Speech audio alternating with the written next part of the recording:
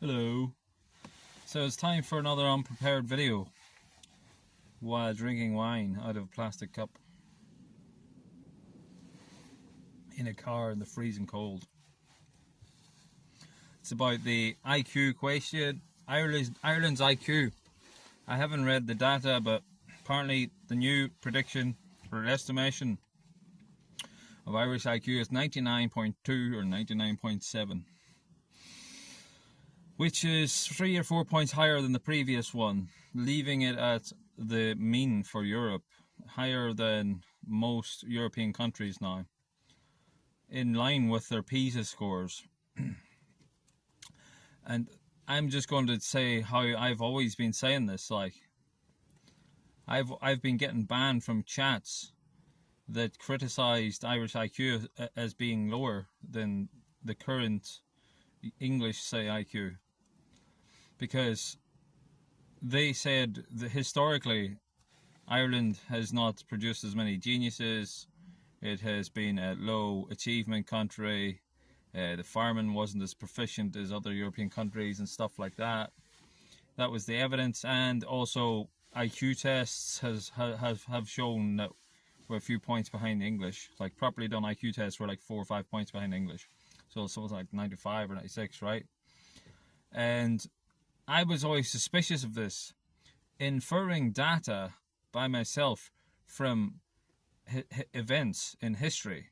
I came to the conclusion that most of the difference had to be environmental and not from the genetic portion of the IQ, because the evidence I used was Germanic peoples, the Norwegians or whatever, the Vikings, came to Ireland hundreds of years ago and captured Irish women and also Scottish Gaels at the time.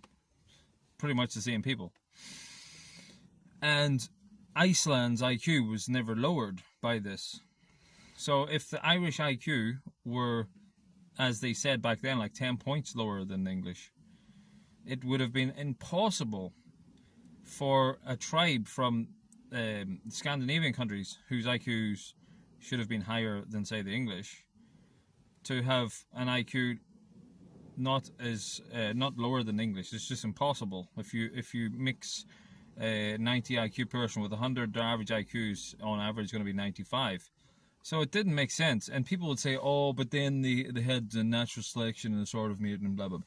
But you can't have that. It's like, you can't have natural selection and assortative mating correct the lowering of IQ every time it happens. It's just ad hoc justification. There's no evidence for it. It makes much more sense that the reverse, it would have stayed a bit lower. And then my other arguments were, obviously English and Norman oppression of Irish people. They weren't allowed to be educated and stuff like that, so that's going to suppress the IQ. Other people were saying it was emigration. The smart Irish went to America, blah, blah, blah. And the Irish IQ in America was similar to that of England. But that first inference I made, no one else was making it. No one else is making it. And I was getting barred from channels for saying this and going against like data collected in studies, because the problems with data and stuff. So I had to use my intuition and go by inference. And my second inference was data on Irish immigrants to America showed, like, they documented the Danish, the Swiss, the Swedish, the Dutch, whatever, all of them fancy Nordic countries, and analyze the differences in the outcomes, economically speaking, and social outcomes and social success, how far they achieved. Like, for example, the Irish won the most honorary medals in the wars, like the civil wars. So that doesn't make sense. Like, that signals a high IQ, right?